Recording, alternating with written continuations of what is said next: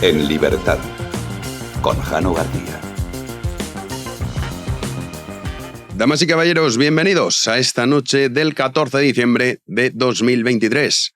Hoy nos va a acompañar en el programa Paloma Hernández, que ya estuvo en una tertulia hace un par de semanas, que presenta su libro El fin de la izquierda, el desbordamiento de las izquierdas por el globalismo oficial. O sea que hoy no habrá tertulia, hablaremos con ella, que es un libro muy interesante y seguro que pueden sacar muchas ideas y conclusiones de los tiempos que nos han tocado vivir.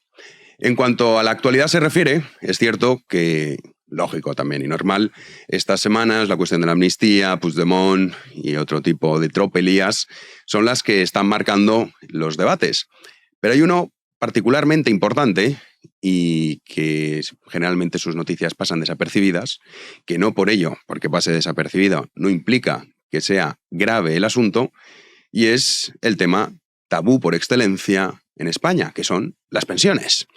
Ya saben que hoy el Masaiz, que es la ministra de Seguridad Social, ha anunciado que van a subir un año más las pensiones. En concreto, las contributivas subirán un 3,8%, las no contributivas un 6,9%.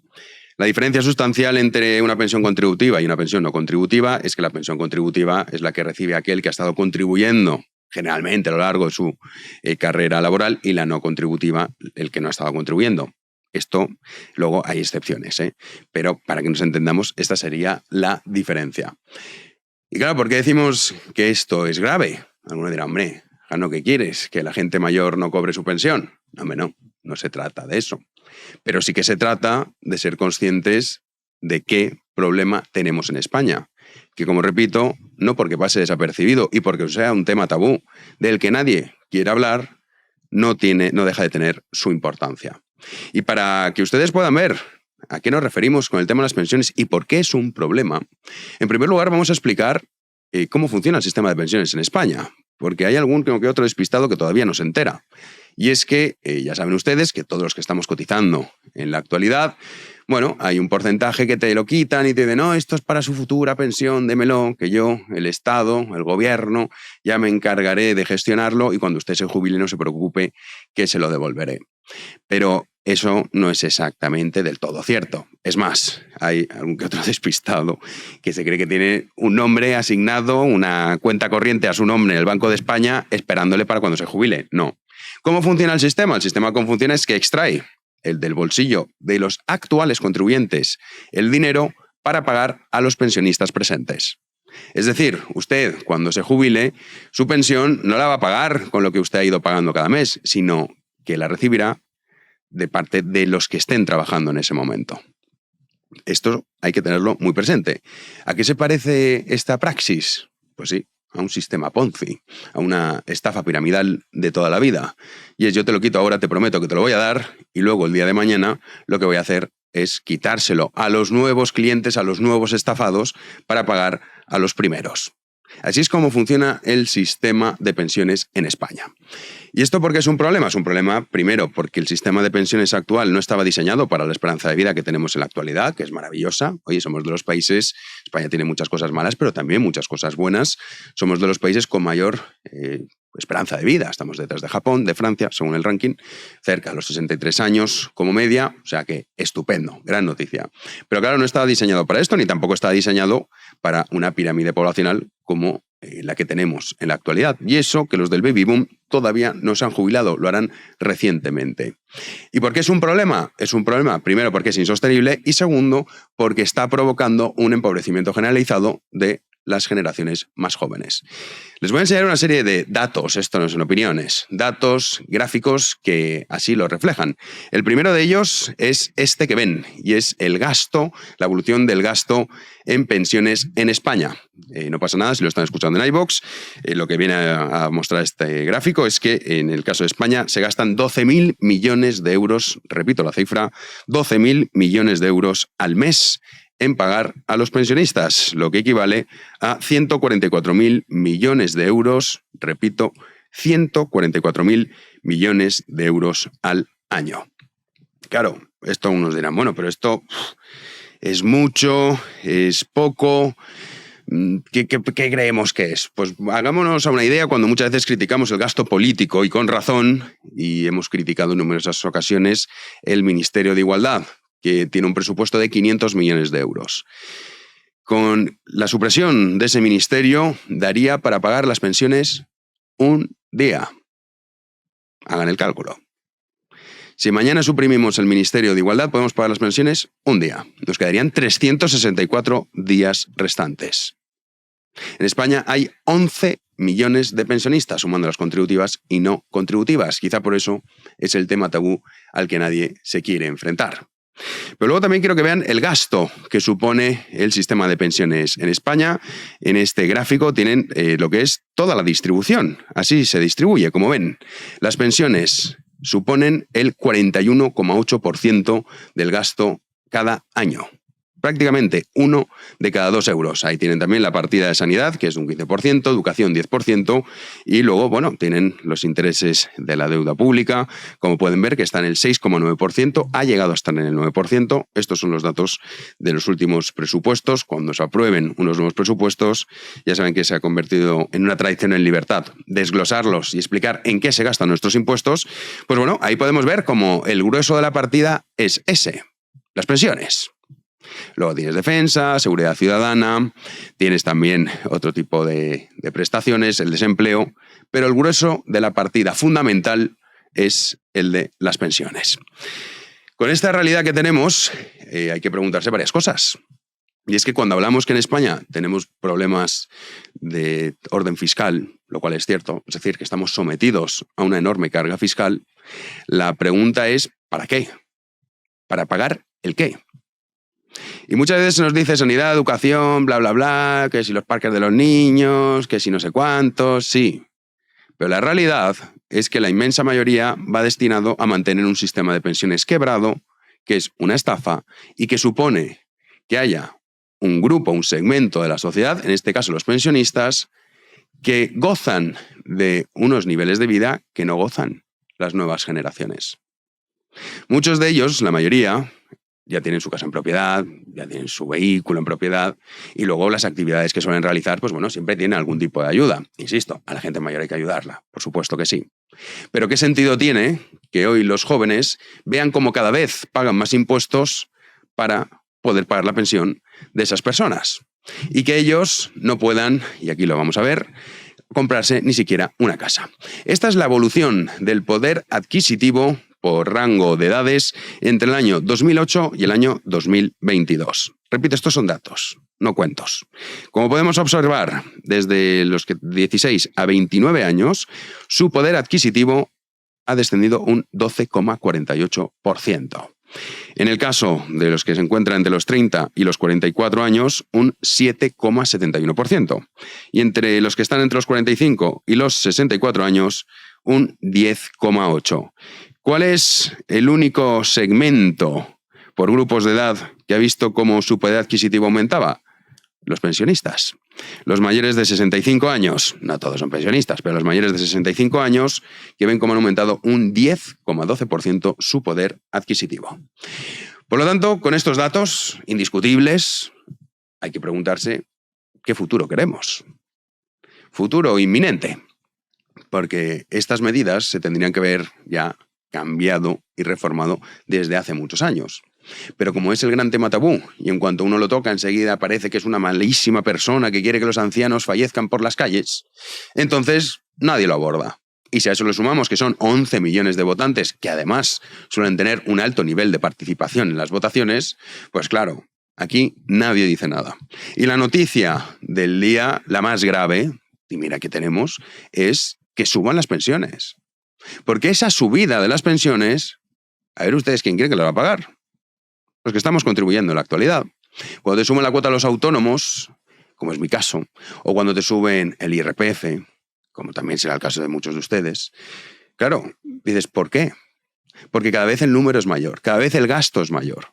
Y la evolución, lo que nos dicen los datos, repito, datos no opiniones, son datos, es que en cuanto se jubilen los del baby boom, todavía vamos a tener que pagar más impuestos para poder hacer frente a ese gasto. Y la pregunta es, ¿justo esto? ¿Es justo que las generaciones nuevas y no tan nuevas, tengan que pagar un porcentaje cada vez mayor de sus ingresos para pagar a los actuales pensionistas.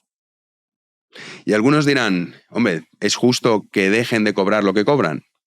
Vale. Partiendo de la premisa de que incluso eso puede ser injusto, ¿qué solución, qué alternativa hay? Porque muchas veces decimos, no, es que no puede ser los impuestos que pagamos. Vale, estamos de acuerdo. ¿Y cómo lo solucionamos?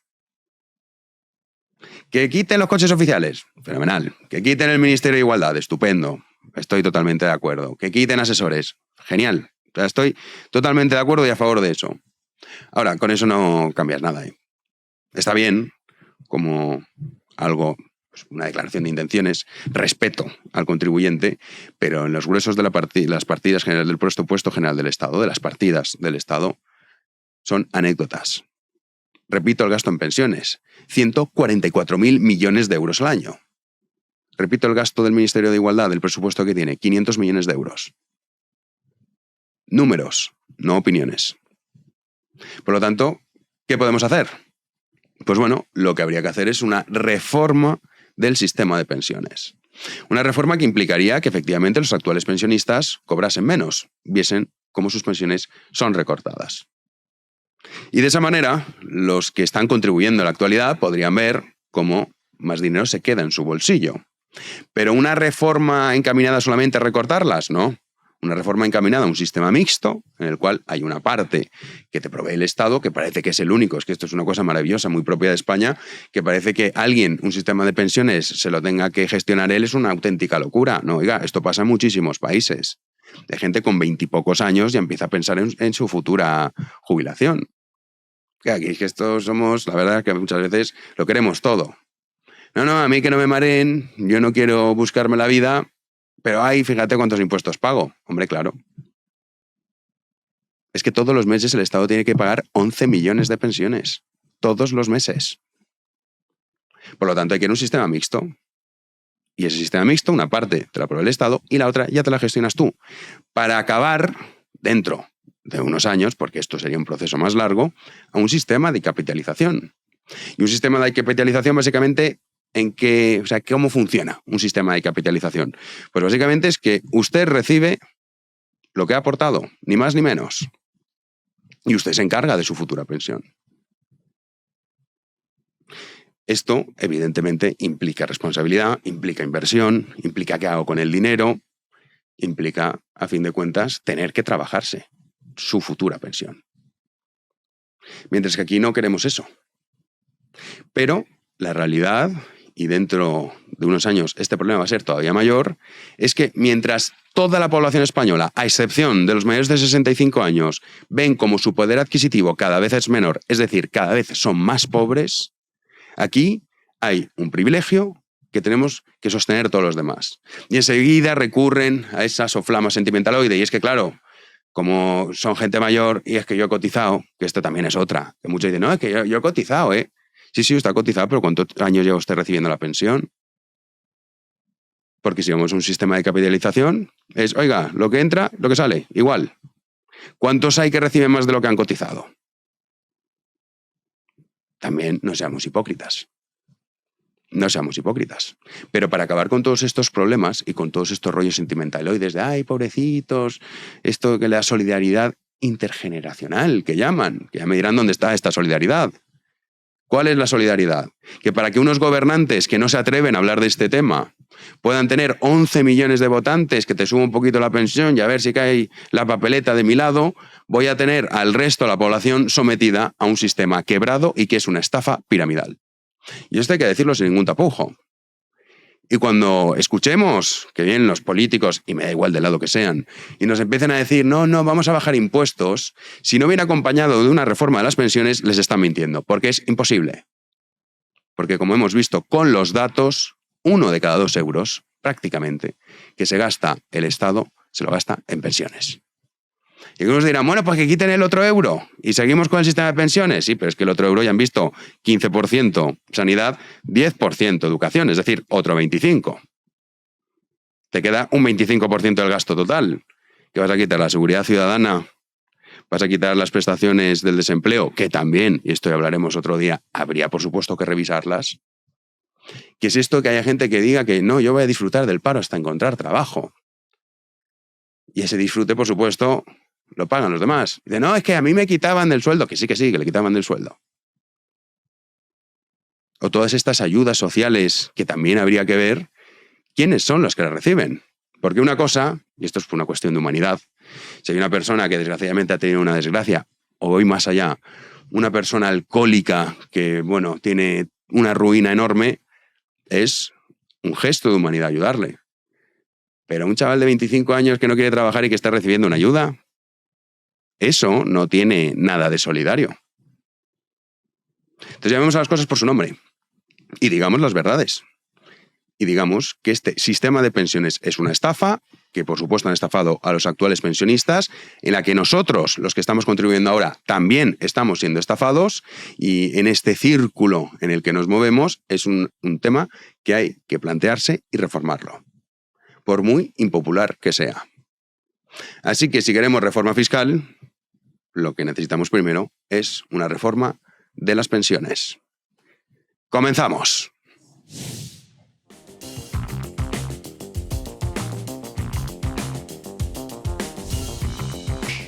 Recibimos, como a cada noche, a Javi Sanz. ¿Qué tal, Javi? ¿Qué tal, Jano? Muy bien. Hoy ya con mi ordenador. Las nuevas tecnologías no son grandes amigas mías. Bueno, en el fondo sí, pero ayer tuve problemas. Ya vi que además se filtró en el programa, que la gente se ha reído mucho por momentos. Así que nada, yo encantado de que la gente se ría, porque en estos momentos tan trágicos también es importante que se filtren esas cosas. iPad, ni siquiera es un iPad. No es un iPad, es una tablet de Samsung. Sí. No sé por qué hago publicidad también de Samsung. Ya hice no hay que hacer publicidad. No haces publicidad porque se ve la manzana esa ahí. Es verdad. Tienes que ponerte una pegatina de Big One. Es verdad. Y tenemos que hacer un vídeo de tomas falsas, Jano. Yo creo que la gente se lo va a pasar muy bien. Eso es que para mucha gente, mira, viene bien, no hay mal que por bien no venga. Por eso te digo. Pero en español no me sabía. ¿Sabes por qué? Porque hay mucha gente que se cree que leemos. No. Entonces, claro, es la prueba de que tú no tienes un prompter y yo tampoco. Héctor, ¿puedes hacer zoom para que vean mi hoja? ¿Qué tienes tú aquí? O sea, esto es lo que yo me apunto para el editorial. Me apunto ahí varias cosas.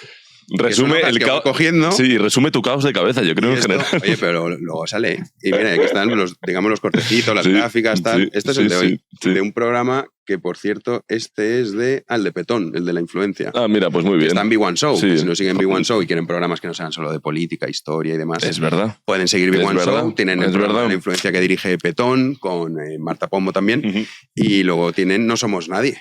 Que está Erika, ayer fue Carmen Lomán. Programón hoy, de hecho. Se ha emitido hoy. Carmen Lomán. Se ha grabado ayer y se ha emitido hoy. O sea que en Big One Show también lo tienen. O sea que esto es lo que hay, lo que ven. No tenemos teleprompter. Naturalidad entre todo. Sí, el que no es natural es Sánchez.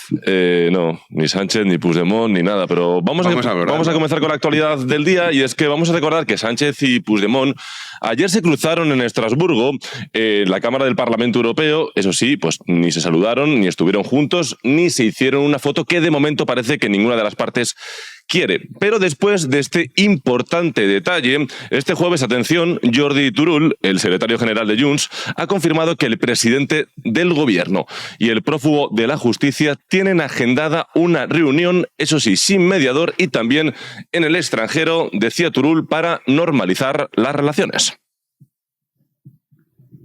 És que es trobaran i faran una reunió com cal per parlar del tema de la negociació que hi ha hagut, de la negociació que estem i d'aprofundir en la resolució del conflicte polític. Per tant, Bueno, pues tras ello, ya escuchaba las palabras de Turull, revuelo mediático, esperando a que la otra parte, es decir, la parte socialista, pues aportara más datos. Por el momento, a esta hora de la tarde, nadie del PSOE ni de la Moncloa importante ni ha confirmado ni desmentido dicha información. Pero eso sí, le preguntaban al presidente, le preguntaban a Pedro Sánchez sobre esta reunión. Su respuesta, además, lo van a ver entre risas, que en su agenda, que es, dice, totalmente transparente, no hay ninguna reunión con Puigdemont. Yo tengo, mi agenda es pública, es absolutamente transparente. Lo que tengo es una reunión con el presidente de la Generalitat el 21 de diciembre. ¿Qué más? Sí.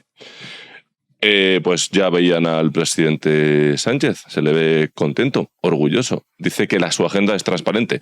Obviamente esta reunión, Jano, va a pasar. Bueno, va a pasar. O no, depende. Si esto será pasar, lo que seguro le obligue Puigdemont. Ya tienen a Santos Cerdán haciendo el trabajo sucio. Efectivamente. Y por su parte, también desde la oposición, bueno, pues han opinado al respecto de esta posible reunión entre Puigdemont y Pedro Sánchez. Hablaba Cayetana Álvarez de Toledo, una de las portavoces del Partido Popular, y decía en el radio lo siguiente. Que es que se van a reunir Sánchez y Puigdemont. Es la convivencia mafiosa entre chantajista y chantajeado. No hay más. Todo esto cuelga, todo lo que está pasando es fruto de una transacción corrupta en la que se compra la investidura a cambio de otorgar impunidad y ya veremos qué más a unos delincuentes prófugos de la justicia. Bueno, eran las palabras de Cayetana Álvarez de Toledo con respecto a esa supuesta reunión que, como venía diciendo, puede existir entre el presidente del gobierno, Pedro Sánchez, y Carles Puigdemont, que aún sigue escondido por ahí por Bélgica. Mientras tanto, sigue la polémica con respecto a la moción de censura en Pamplona. Y es que se ha quedado a gusto este jueves cargando contra el PSOE Javier Esparza, que es el presidente de UPN. Y es que tras la moción de censura, recordamos, pactada, como bien mencionaba, entre socialistas y Bildu, y que entrega la alcaldía a los abertzales, Esparza, lo van a ver porque la imagen es muy llamativa, ha explotado directamente contra Pedro Sánchez, contra los socialistas en el Parlamento navarro, llamando escoria al Partido Socialista. La dirección de este PSOE ha demostrado con hechos que son escoria. Y voy a definir escoria. Señor voy a definir Esparza, escoria. Señor Esparza. Escoria, Esparza, voy a definir escoria. Alguien o algo que no merece Esparza, ninguna valoración. Señor Esparza, no tiene la palabra. Señor presidente, señor presidente, mire, disculpe, le interrumpo, no tiene la palabra. Escoria, señor presidente, mire. No, señor alguien Esparza, o algo que no merece. Usted sabe que hay unos límites que son señor el presidente, decoro, que voy a el definir respeto escoria. y la cortesía voy a definir parlamentaria. escoria, señor presidente, y usted mire. está Alguien insultando. o algo que no merece ninguna valoración positiva, ya que resulta dañino, señor Esparza, o maléfico. está insultando. Eso es escoria. Le llamo alguien al orden. o algo, Le llamo al orden, señor Esparza. presidente, déjeme hablar, que estoy definiendo. Mire, alguien o algo, y esto no es ningún insulto, que no merece ninguna valoración positiva, ya que resulta dañino, vil o maléfico. Y es evidente a estas alturas que la señora Chivite y el señor Sánchez son dañinos para Navarra. Es evidente que es... Concluya su turno. Voy terminando, señor presidente. Que es vil lo que están haciendo. Ellos, y usted, señora Chivite, ha elegido el camino. Tiene 11 parlamentarios de los 30 que conforman este gobierno. Hoy pasa a estar en minoría, señora Chivite. Geroa Bai y EH Bildu suman 16. A nosotros nos insultan, a nosotros nos excluye, a nosotros nos mienten, con nosotros no cuente. Aquí se queda, señora Chivite. Bueno, pues era el momento y además, como pueden ver, todos los diputados de UPN de Navarra abandonan, Jano, el Parlamento. ¿Cómo se ponen cuando pierden el poder? Porque hay que recordar, ya lo decíamos ayer también, cuando salía la alcaldesa, ¡oy! Sí, tú, Esparza, fue el que echó a Sayas y a García Danero de UPN por no querer pactar con el PSOE la reforma laboral que sí habías pactado tú. O sea, que ahora que perdéis el poder es cuando os escandalizáis. Pues está muy bien empleado. Y a ver si algunos ya se dan cuenta de este rollo de que con el PSOE podemos pactar. No hay nada que pactar con el PSOE. O sea, que bien os lo merecéis y a la Esparza no te pongas tan estupendo, que aquí no somos tontos.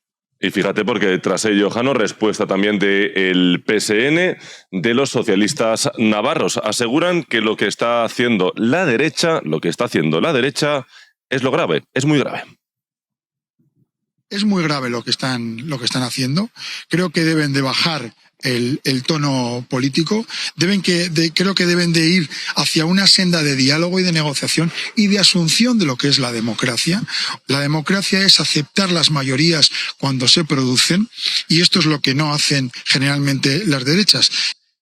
Tienen que bajar el tono político y simplemente recordar que el Partido Socialista está pactando con Junts, que hace 2 días Míriam Noguera cargaba contra periodistas, contra jueces, contra policía, les insultaba y les decía que tenían que ser juzgados. Surrealista, vamos. Y aparte que se han denunciado a Vox hace un telediario.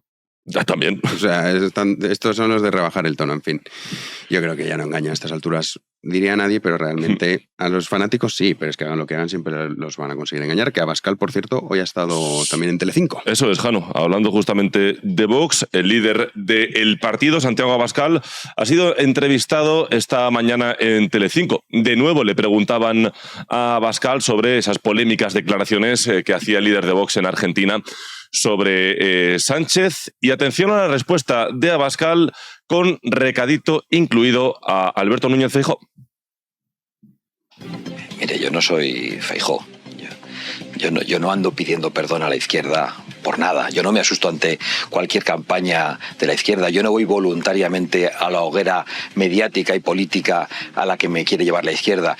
Y no voy a rectificar absolutamente nada. No tengo nada por lo que pedir perdón, y menos ante quien forma parte de partidos como el Partido Socialista, que sí han planteado amenazas y han incitado a la violencia. Mencionaba de nuevo esa violencia, ponía el ejemplo del cartelito que sacó Abascal en la tribuna del Congreso de las Juventudes Socialistas degollando a Mariano Rajoy. Esto, o sea, que a día de hoy todavía siga siendo tema esto, demuestra, como hemos dicho aquí, el poder que tienen los medios de comunicación para despistar a todos y hacer que hablemos de lo que el PSOE quiera. Pues no, oiga, ya lo hemos dicho, es una cortina de humo infame, se está haciendo aquí como, oye, lo que ha dicho, tampoco, bueno, oye, puede ser desacertado, sí, no es lo más inteligente, también, que lo puede decir una persona de la calle, vale, pero tampoco lo dijo él, ¿eh? Él no dijo, yo quiero colgar a Pedro Sánchez por los pies. En fin, es que es todo tan infame, es todo tan ridículo, y ahí están todos nadando y chapoteando en el lodo que ha creado la secta, Prisa, la SER, Ángel Barceló, así estamos. Es el cuarto día, Jano, pero también parece que Vox está cómodo con el tema.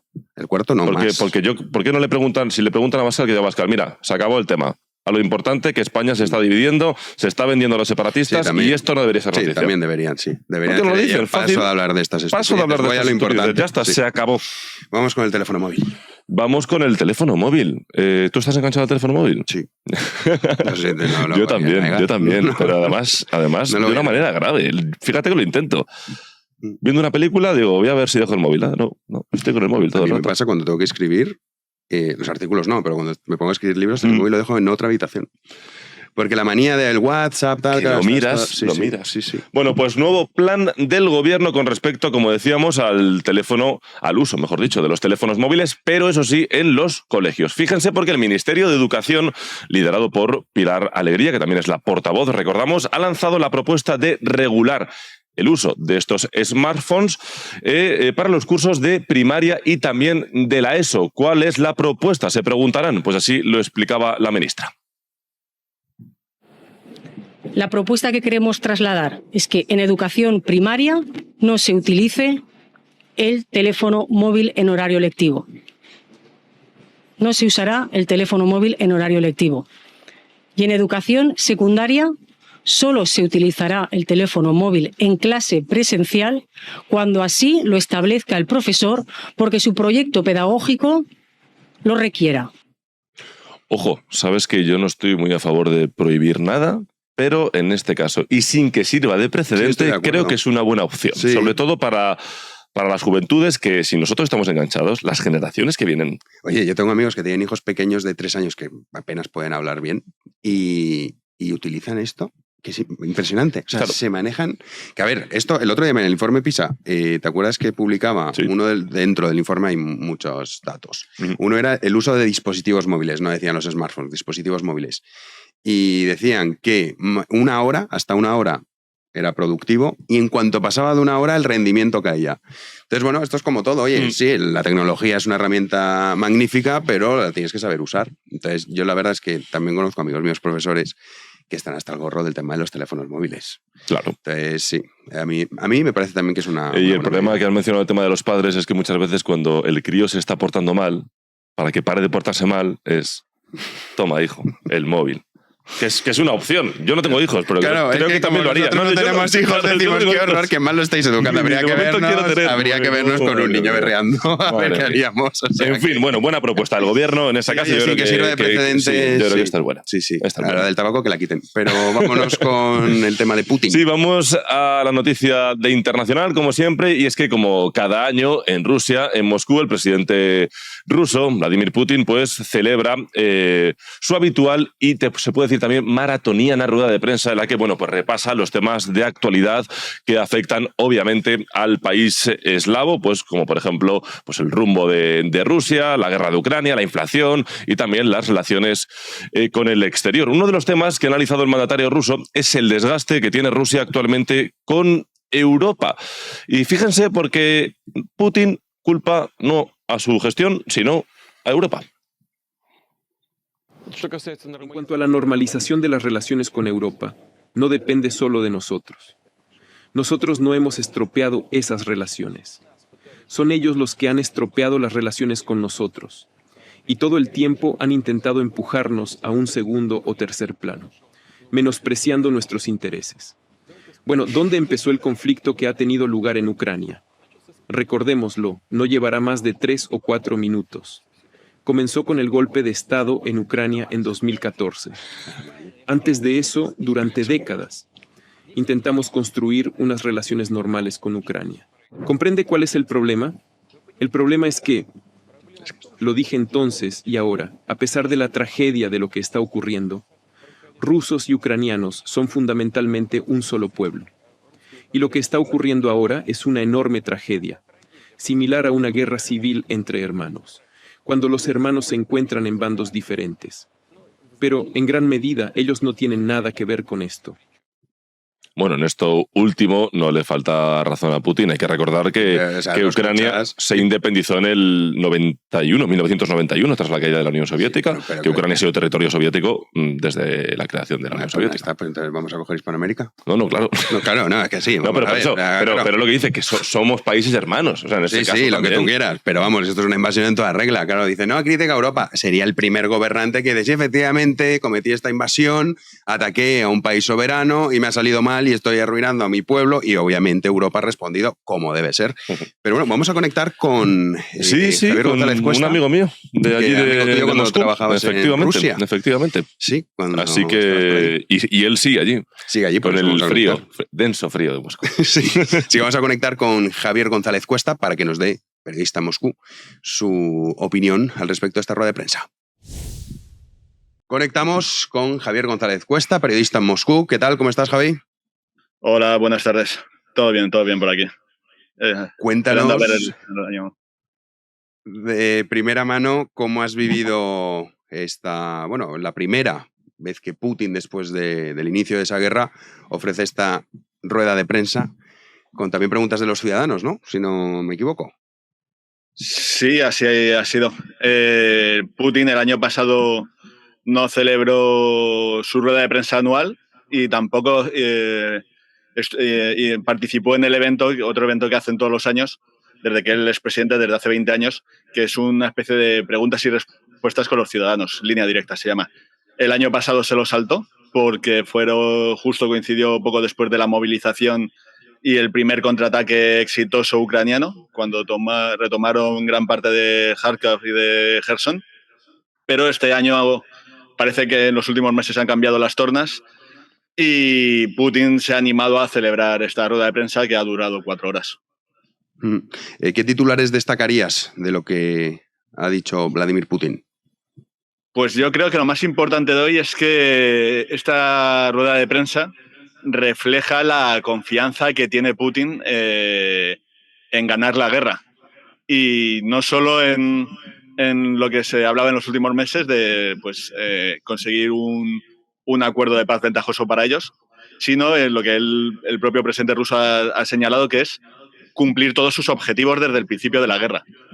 Él lo llama desnazificar, lo llama también desmilitarizar Ucrania, pero la cuestión aquí, de hecho algunos asesores suyos lo han reconocido, es que sería cambiar al gobierno ucraniano y tomar bajo su órbita al país.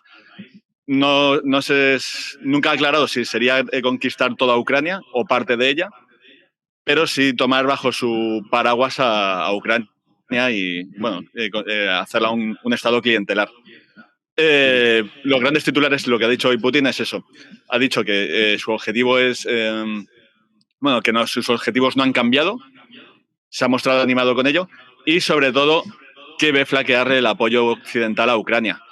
Ha tildado de regalos el apoyo militar y financiero que recibe de Estados Unidos y de Europa y ha dicho una frase que creo que resume todo, que es: y aparentemente esto se está acabando. Aquí la cuestión es que el Kremlin confía en que una vez se abandone Ucrania, poder intentar llegar hasta el final de su guerra. Bueno, pues veremos. Me temo que esto va a dar de sí, sobre todo con esa ayuda que parece que no va a llegar a Ucrania, y veremos si al final se convierte o no en ese protectorado. El mundo geopolítico es así de indeseable, así que contactaremos contigo seguro en el futuro, Javi. Mil gracias y cuídate del frío de Moscú. A vosotros. Hasta luego. Un abrazo. Y nosotros, antes de irnos ya con la entrevista a Paloma, te despido, Javi. Tu día favorito, el jueves. Mi día favorito, el jueves, sí. Ya ves, ya es hoy. Sí, es hoy. Pero ha sido una semana fantástica, la verdad. Me lo he pasado muy bien en el programa.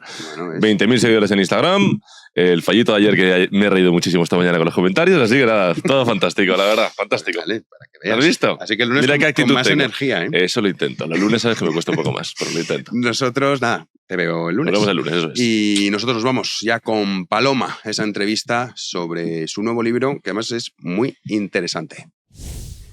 Recibimos ya a Paloma Hernández. ¿Qué tal? ¿Cómo estás? Buenas tardes, Jano. Estupenda. Quedó pendiente el día que viniste a la tertulia hablar de tu libro y hay que cumplir la palabra. Así que aquí lo tienen.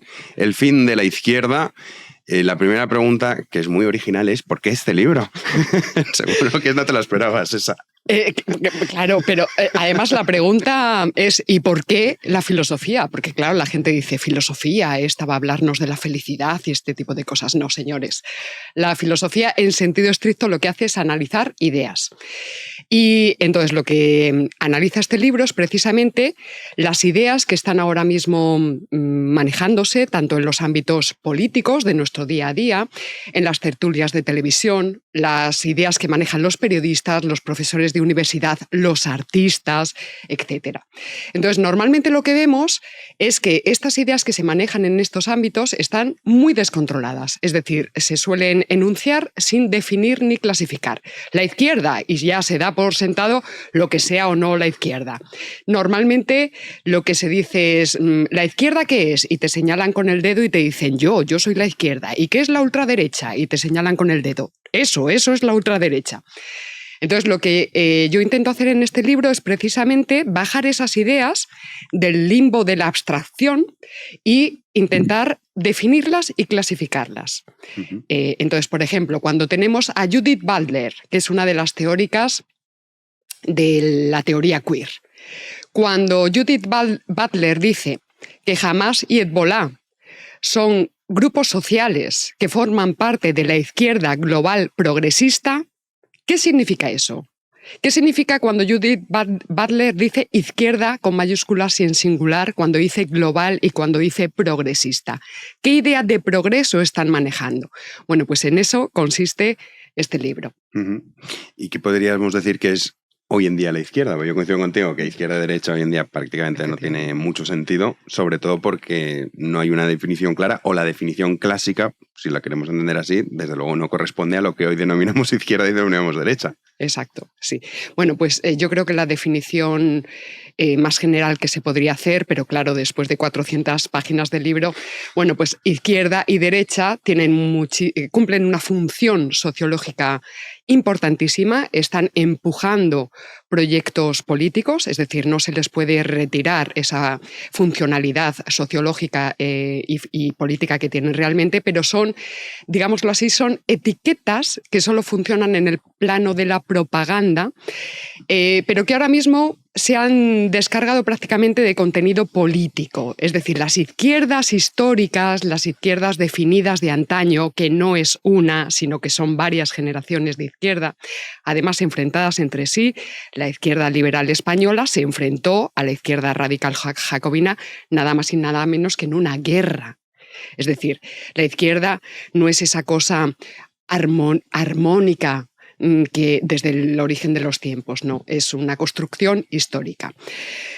Por tanto, lo que tenemos ahora son dos etiquetas que prácticamente ya se corresponden únicamente como a algo así como, Jano, como si fueran tribus urbanas, que se distinguen pues, por la forma de vestir, por ejemplo, por el tipo de cultura musical que se consume, el tipo de películas que se ven, es ese tipo de cosas. Igual que hay punkis, hay siniestros, pues hay gente que es de izquierdas o es de derechas. Se han vaciado de contenido político, se han llenado de ideología, porque claro, la clase obrera universal pues es un mito. Entonces se dan cuenta de eso y dicen, bueno, pues entonces vamos a poner bajo un mismo paraguas, que vamos a poner arriba la palabra etiqueta, a todos los colectivos identitarios que se nos ocurran. Y entonces así es como se configuran las minorías mayoritarias que decía Laclau. Es decir, acoger bajo el rótulo izquierdas a un montón de colectivos identitarios y hacer con ellos política, pero perdiendo de vista lo que es la política, la razón de Estado. Eso se ha perdido completamente de vista y lo tenemos ahora mismo en España funcionando a todo trapo. Ya luego te preguntaré más particularmente por la izquierda española, pero bueno, el subtítulo, el desbordamiento de las izquierdas por el globalismo oficial. ¿Qué es el globalismo oficial? Claro, pues a ver, globalización. Voy a ver si lo sintetizo, Jano, porque yo sé que tenemos el tiempo muy limitado. No, de hecho no, porque no tenemos tertulia para que puedas explayarte, Paloma. Bueno, pues vamos a ver si lo explicamos que sea muy claro. Globalismo oficial es el conjunto de planes y programas políticos que pone en marcha Estados Unidos una vez que cae el Imperio Soviético, una vez que cae la Unión Soviética. Durante la Guerra Fría se enfrentan a muerte, además, estos dos grandes proyectos universalizantes. Cuando cae la Unión Soviética, Estados Unidos, pues era el bloque capitalista, pues se percibe como el gran triunfador, el gran vencedor. Por tanto, como también tiene una vocación universalizante, dice: por fin ya ha caído el bloque antagónico, por fin ya tenemos a la humanidad ahí disponible para nosotros para globalizarla. El proyecto comunista también era globalizador, pero desde otras coordenadas. Lo que hace Estados Unidos es activar ese proyecto de globalización, pero desde coordenadas capitalistas. Individualismo, por ejemplo, el consumismo de la felicidad canalla, el sufragio universal, democracias liberales, bueno, pues todo este tipo de coordenadas más propias del bloque capitalista, más distintas de las del comunismo. Pero el objetivo es el mismo. Tenemos que volver a globalizar a la humanidad.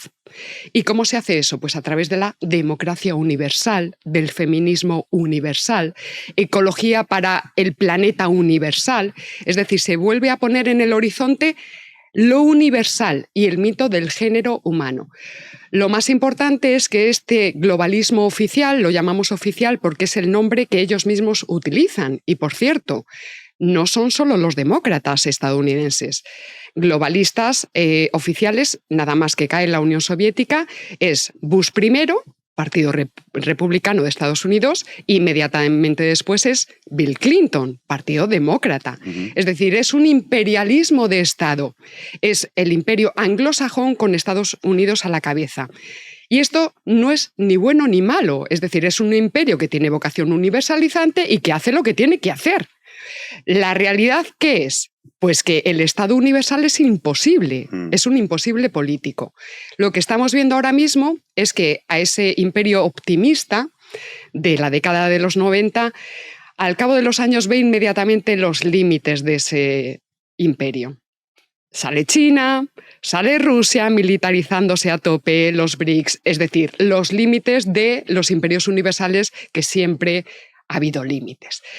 Entonces, bueno, pues en definitiva, Jano, este imperio se sostiene, todos los imperios, todos los estados, se sostiene siempre con ideas, mitos, creencias, ideologías. parte de esos mitos son los que han desbordado a las izquierdas. Es decir, por eso lo más importante de este subtítulo es la palabra desbordamiento. El globalismo oficial ha subsumido a las izquierdas de América y de Europa enteramente. Las ha pasado por encima, las ha infiltrado. Ese es un poco el resumen. Pero y también a las derechas. Y también a las derechas. O sea, sí. Si uno observa el panorama, sobre todo occidental, está claro que no han tenido éxito, como bien comentabas, muchos países, la India, China, que solo con esos ya tienes 3.000 millones de habitantes que no han conseguido convencerlos, pero sí que en Occidente sí que observas lo que podría ser la derecha tradicional. Exacto. Y la izquierda tradicional, que en el fondo coinciden en todos estos dogmas, si queremos llamarlo así, estas nuevas religiones de Estado, no sé cómo quieres llamarlo, que al final, o sea, ha desbordado a la izquierda, pero también a la derecha, ¿no? Exacto. Eso es. Las derechas, o lo que entendemos por derechas, sí, claro, porque efectivamente las derechas, hay por ahí una expresión cotidiana muy simpática que dice, en el caso español, el PP es el PSOE 10 minutos más tarde. Bueno, pues un poco es eso. Es decir, estas derechas han ido a rebufo, pero un poquito retardadas, pero están llegando al mismo punto. La tesis mía es que esto es debido a que sencillamente lo que hay detrás es un imperio, y es un imperio el más potente que ha existido en toda la historia. Entonces, la ideología y la cultura que empuja ese imperio, pues está penetrando de forma muy violenta, para que se me entienda, de forma muy vehemente, en grandes regiones del mundo, no en otras. Perfectamente dicho, Jano, ni China, ni India, ni Rusia, ni la plataforma islámica están absorbiendo los dogmas del globalismo oficial. Hay ciertas derechas sociológicas que se están resistiendo por la cuestión, pero es por cuestiones morales. Es decir, aquí tenemos, por ejemplo, el ejemplo de Vox. Vox está poniendo resistencia precisamente a los mitos o a los dogmas que tienen un cariz moral.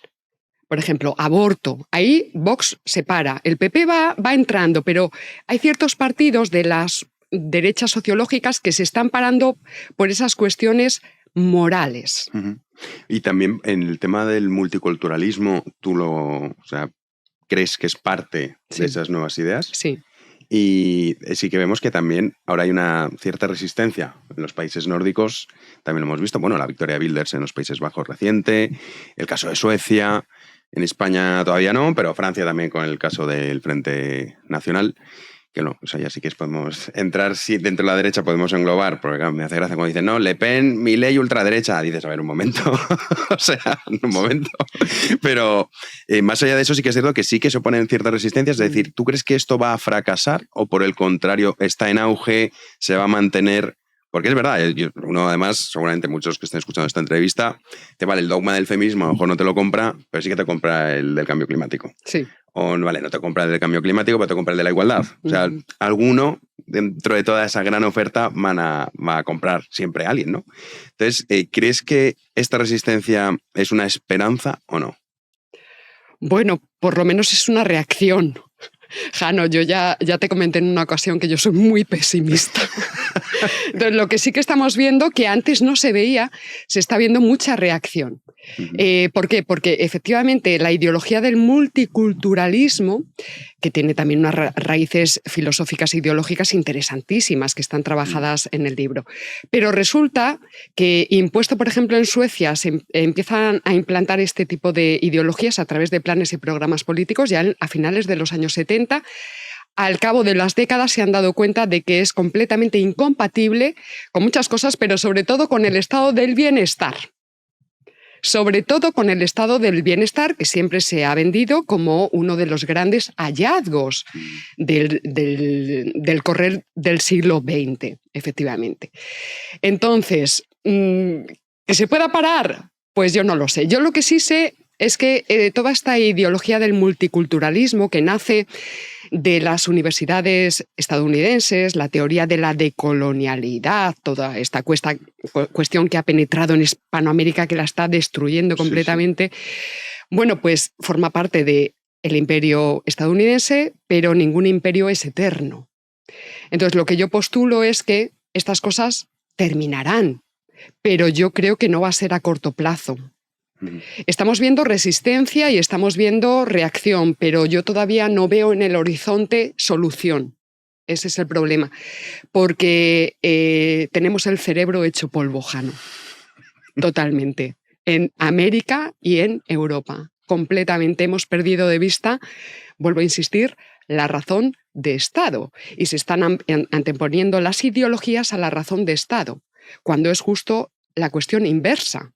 Tú primero tienes que sostener al Estado y luego ya pues analizar si tú lo que quieres es un Estado grande, no en sentido geográfico, sino con una estructura gigantesca que de manera que el Estado intervenga en todos los aspectos cotidianos de la vida del ciudadano, o quieres estados pequeños que se dediquen únicamente a gestión y administración, fronteras, seguridad y poquitas cosas más. Pero eso se debate después de que tienes ya al Estado asegurado. Entonces, lo que estamos viendo ahora es justo lo contrario.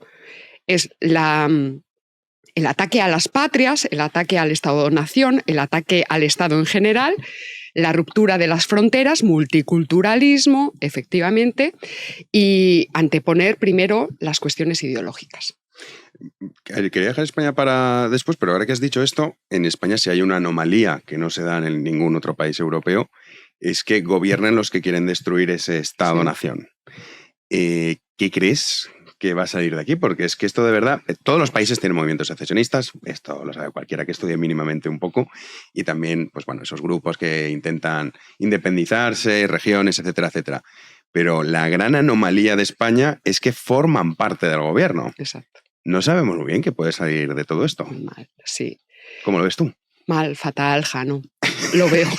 Lo veo muy mal. Yo creo que me parece que tú no estás de acuerdo conmigo, pero tú sí sabes que yo estoy completamente a favor desde hace muchísimo tiempo. No ha hecho falta que viniera Abascal a decirlo.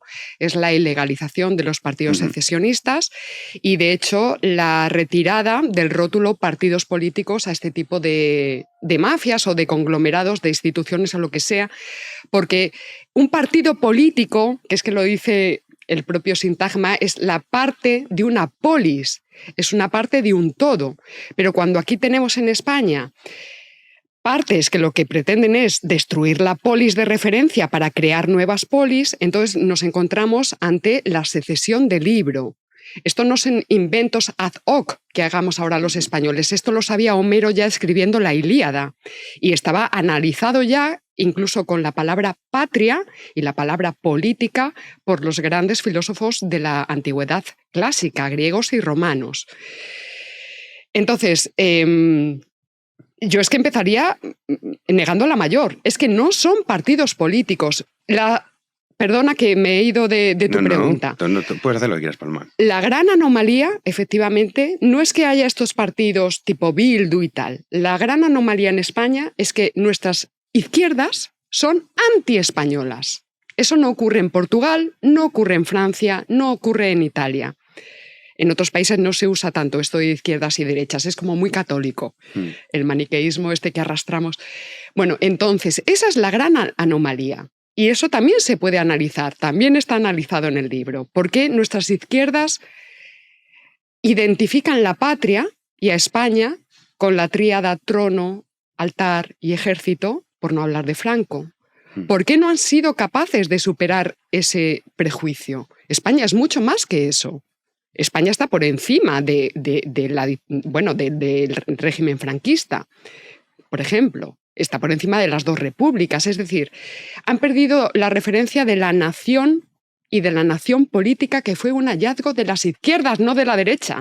Sí, es cierto. Sí, no, muchas veces cuando uno analiza la historia de lo que podemos entender como la izquierda, claro, ve en lo que se ha convertido y dices que no tiene nada que ver, ¿no? Es curioso cuando incluso partidos pseudocomunistas, si podemos llamarlos así, defienden ciertas ideas que es que, o sea, Lenin, Trotsky, Stalin, Marx, o sea, no dirían, oye, esta aberración que estás defendiendo, ¿cómo consideras tú ahora la izquierda nacional? O sea, entiendo que habrá pequeños grupos o pequeñas asociaciones, como lo queramos llamar, que sí que conserven eso, pero yo hablo de la izquierda que tiene poder, en el sentido, el Partido Socialista, ahora Sumar y con la desaparición próxima de Podemos.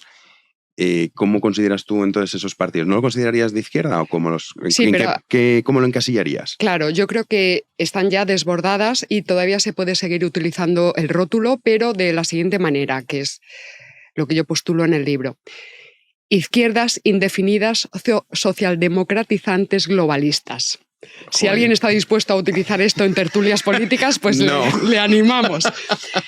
Creo que no va a pasar. Básicamente, es una socialdemocracia, efectivamente, de las 6 generaciones de izquierdas históricas que hay. La única que se mantiene viva en España, en Europa y en América, la única, lo repito, la única que tiene poder político, porque efectivamente luego hay grupitos y tal, que están constituidos como partidos y todas, es la izquierda socialdemócrata, que es la 4ª generación de izquierdas. Pero claro, el PSOE. Es que el PSOE de Pablo Iglesias Posé, de 1879, no tiene nada que ver con el PSOE de Pedro Sánchez. Se mantienen las siglas, pero ha habido tantas transformaciones ideológicas dentro del partido que, bueno, ya con muchísimo esfuerzo puedes seguir diciendo que es aquello de Pablo Iglesias. Entonces, es una socialdemocracia que se ha puesto al servicio de un imperio. Y esto no es ninguna novedad, porque esto ha ocurrido más veces. En el propio PSOE en España, durante la Segunda República, tenemos la dictadura de Primo de Rivera y el PSOE colaborando en el gobierno. Sí, es cierto. Esto no lo sabe muchísima gente. No, es que Largo Caballero formaba parte del gobierno. Del gobierno de Rivera. Qué curioso y qué paradójico que llega la Segunda República y ese PSOE se bolcheviza. Y entonces se incorpora a la esfera de un imperialismo universalizante que es la Unión Soviética. En paralelo, en otras regiones de Europa, esa socialdemocracia se pone al servicio, nace lo que se llama la Sociedad Fabiana, que tampoco conoce muchísima gente y es importantísima, la Sociedad Fabiana, que es la socialdemocracia puesta al servicio del Imperio Británico. Es decir, la socialdemocracia siempre ha estado infiltrada por partidos imperialistas por una razón muy concreta, y es que existía la Unión Soviética. Entonces había que domesticar a las izquierdas moderadas, que eran los socialdemócratas, para combatir al comunismo realmente existente, que era la Unión Soviética. Y eso sigue ocurriendo a día de hoy. Lo que pasa que ahora el enemigo ya no es el comunismo, porque cayó. O sea, es que la Unión Soviética no deja intacto ni al marxismo ni al comunismo. Los ha transformado completamente. Entonces, estas socialdemocracias se han puesto al servicio del imperio realmente existente, que es Estados Unidos. Insisto, y bien que hace Estados Unidos. Es que hace lo que tiene que hacer. El problema es, desde otras plataformas, tú tienes que valorar si ese paquete ideológico resulta prudente o imprudente para tus propios intereses. Y habrá cosas que sí y habrá cosas que no. Por ejemplo, cuando se predica la caída de las fronteras para abrazarnos todos juntos, la humanidad de nuevo globalizada y reunida, pues oye, tú lo que tienes que saber distinguir es que cuando el PSOE está hablando de eso y está atacando la idea de patria, pues cuando cae la patria española, lo que hay detrás no es la humanidad. Lo que hay detrás es una presunta patria vasca, una presunta patria gallega, catalana, es decir, hay nuevas patrias, nuevos estados. Lo que está haciendo ahora mismo el PSOE, desde hace décadas también se pasó con el PP, es que se están derivando funciones del Estado para la creación de protoestados. En Cataluña y en País Vasco, sobre todo. Todo lo que están pidiendo en sus negociaciones son estructuras de un Estado. Financiación, gestión de autovías, ferroviarias. Renfe, sí, las cuestiones estas. Sistema educativo, es decir, se están construyendo protoestados, depredando legalmente al Estado de referencia, que es España. Esta es un poco la cuestión. No, todo esto está más desarrollado en el libro, que de hecho hay un capítulo, porque ahora está muy de moda y supongo que, bueno, si sigue la actualidad lo verás, ¿no? Continuamente se están escudando en el resultado electoral para poder hacer todo esto, decir, oiga, que esto es una mayoría que ha votado la población, nosotros somos el 52% y ya somos legítimos y a partir de ahí todo vale. Entonces tienes un capítulo que hablas del fundamentalismo democrático. Sí. si puedes definir qué es el fundamentalismo democrático y qué opinas de ese fundamentalismo. Vale. Bueno, primero, democracias no hay una, sino muchas. La democracia de Pericles no es la misma que tenemos, que llamamos ahora democracias avanzadas o liberales. Son distintos tipos de democracia. O sea, básicamente el sufragio universal, por poner un ejemplo muy claro, que dices, esto es una invención nuestra, muy reciente. Entonces, claro, dices, democracia sin sufragio universal, nadie se lo plantea, pero la realidad es que la democracia auténtica, la originaria, ni contemplaba por asomo el sufragio universal. En absoluto. Claro. Y, por cierto, esa democracia aristocrática de Pericles es la que se puso en marcha en Estados Unidos en los primeros años, cuando emerge ya como una federación de estados, ¿no? Es una democracia exclusivamente para la clase que ya tiene poder. Allí no votaban ni los negros ni los indios. Entonces, bueno, que no perdamos de vista eso. La ideología, estas democracias que son distintas, todas van acompañadas de un tipo de ideología. Y la ideología que acompaña nuestras democracias avanzadas es lo que nosotros llamamos el fundamentalismo democrático, que es aquello que dijo Fukuyama tras la caída de la Unión Soviética, que dijo, ya hemos llegado al fin de la historia. Es decir, la democracia es el sumum de la convivencia social y política. Solo en democracia podemos alcanzar la libertad política, y la armonía y la solidaridad y la tolerancia solo se pueden alcanzar en democracia. Bueno, eso es fundamentalismo democrático, significa, frente a funcionalismo democrático, que la democracia procedimental es la que tenemos, es decir, bueno, pues eso es un proceso, es una metodología para elegir un gobierno. Bueno, pues vale, bien. Lo que se critica en este libro desde la filosofía es la ideología que acompaña a estas democracias. Y en este sentido, pues efectivamente todo se está ahora mismo justificando en nombre de la democracia. Ayer Patxi López decía que Bildu era un partido progresista y democrático. Entonces ya está, pues como es progresista y democrático, pues adelante con todo, aunque sus planes y programas sean destruir a la polis de referencia.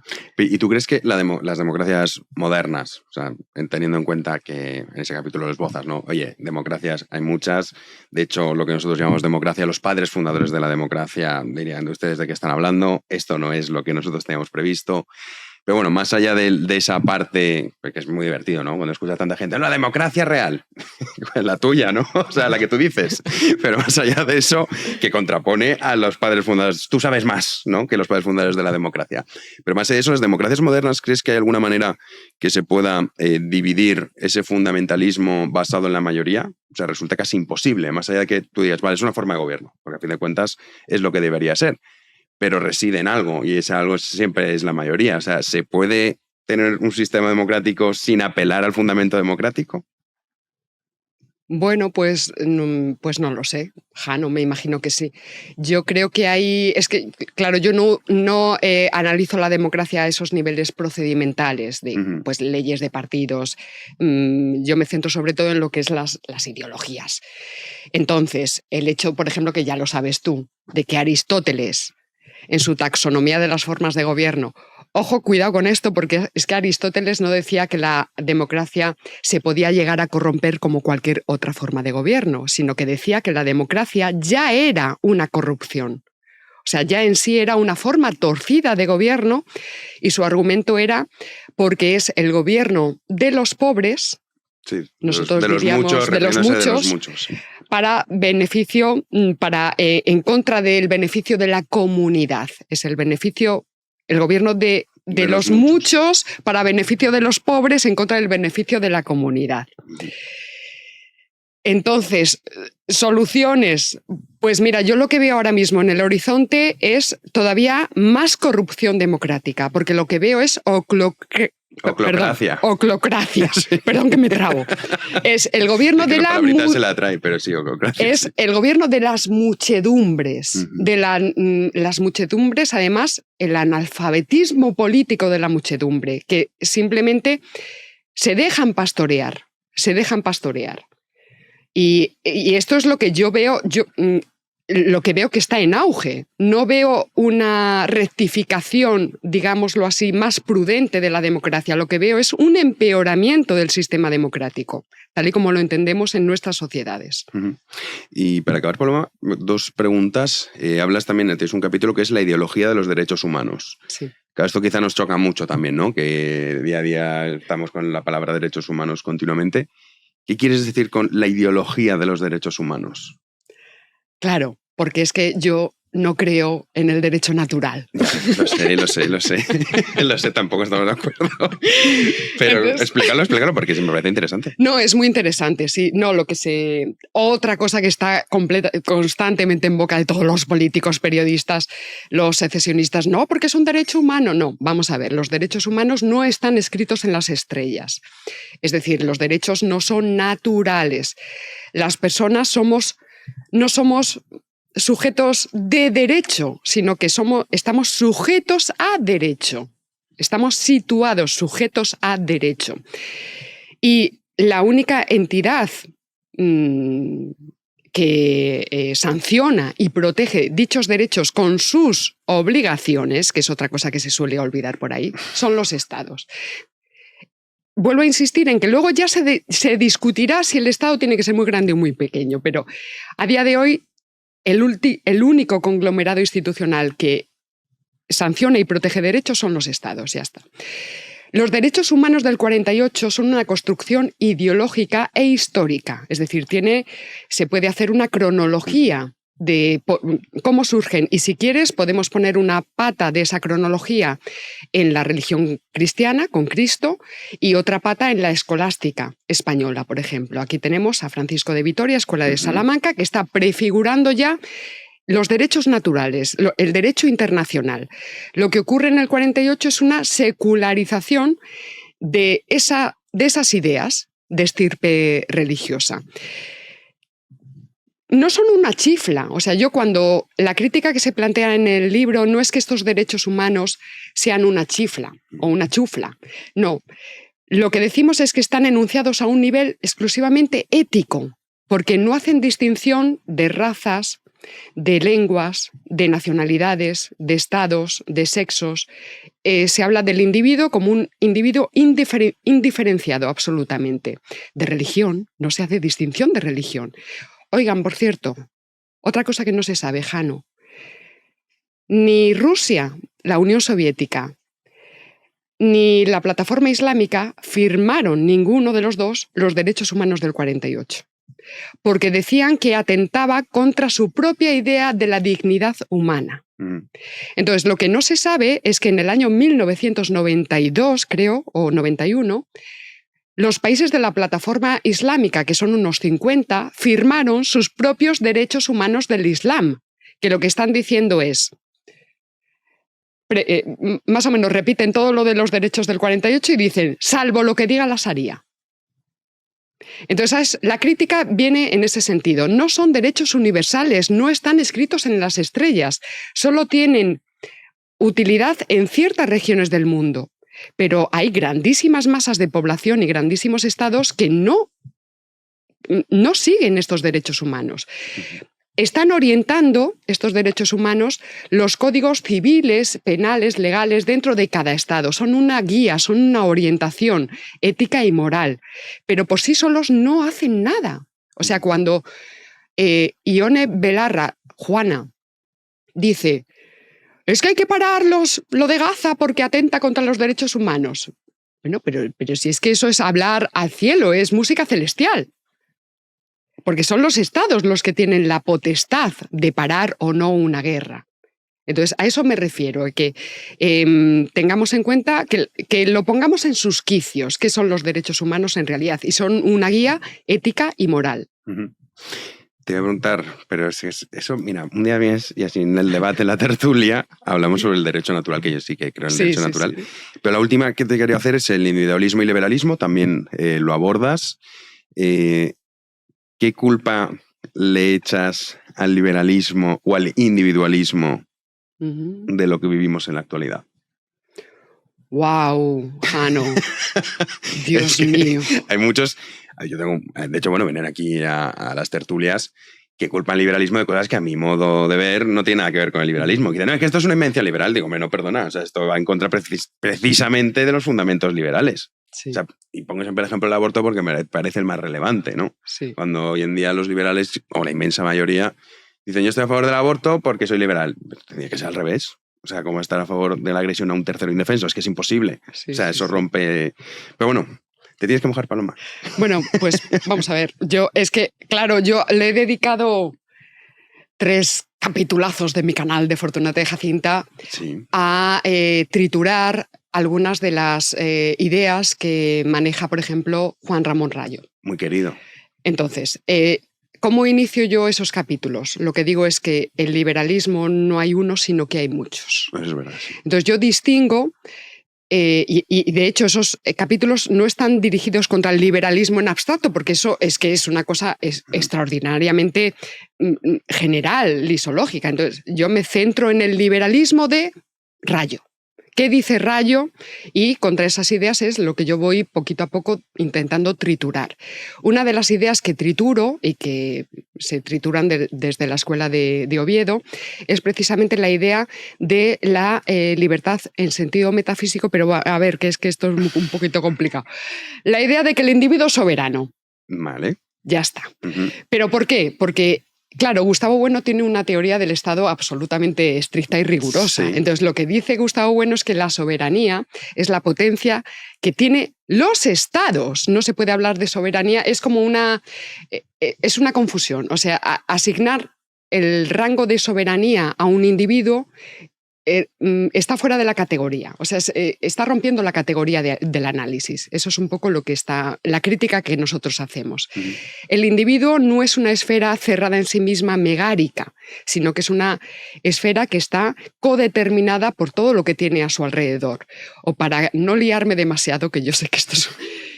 La persona solo se hace persona en una sociedad de personas. Por tanto, ¿qué te diría yo, Jano? Pues te diría simplemente que el individuo no se hace a sí mismo, que no se puede autodeterminar y que su libertad siempre está codeterminada por una situación social, religiosa, técnica, científica, política, etc. Es decir, yo por mucho que defienda mi derecho a fundar una empresa, si yo no tengo crédito, yo estoy condicionada para fundar. Yo puedo tener mucha voluntad de fundar una empresa, pero si yo no tengo crédito, pues ya está limitada mi libertad entera. En ese sentido. Sí, que necesitas una comunidad, digamos, una serie de condiciones para poder desarrollarte. ¿Sabes? Pues que esto es muy sencillo. Imagínate que hubiésemos nacido en Somalia. Exacto. Pues seguramente no nos interesaría todo esto que estamos hablando. Estaríamos más preocupados por alimentarnos para no fallecer, ¿no? Sí. Sí, es una realidad. Pero con Juan te llevas bien, ¿no? Con Rayo. Sí, hombre, vamos a ver. Vale, es que vale. hay una cosa... Es que claro, como lo has dicho así, digo, ¿se han enfadado? Digo, no. No, vale, precisamente, fue una dialéctica muy interesante. Vale. Porque él ponía sus posiciones... De buen rollo. Sí. Bueno, pues para el que no siga el canal de Fortunata y Jacinta, de Paloma, que lo haga. Vamos a dejar, de hecho, el primer comentario fijado, vamos a dejar el enlace a su canal. Y también, por supuesto, recomendamos este libro, El fin de la izquierda, para Navidades, porque todo esto que hemos abordado en 37 minutos, hay muchos más temas interesantísimos que es que no nos da tiempo, pero ahí lo tienen explicado y desarrollado.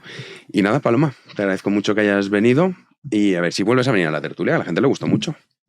Bueno, vale, yo sí, pero como hay veces que me pongo ahí a elucubrar y con las ideas y la filosofía, y yo entiendo que la gente quiere más la política menuda, pero yo también puedo hacer el esfuerzo. De hecho, muchas veces la tertulia nos empezamos a ir por las ramas. Pues ¿sabes qué pasa? Que si quieres ese perfil es como el tertuliano de las televisiones, y es muy aburrido. Sí. Entonces, pues no. Así que nada, te esperamos. Gracias, Jano. Y a ustedes, despedimos ya el programa de hoy. Volvemos el próximo lunes a las 9 de la noche aquí en Big One Media, en Libertad. Muchísimas gracias por estar ahí.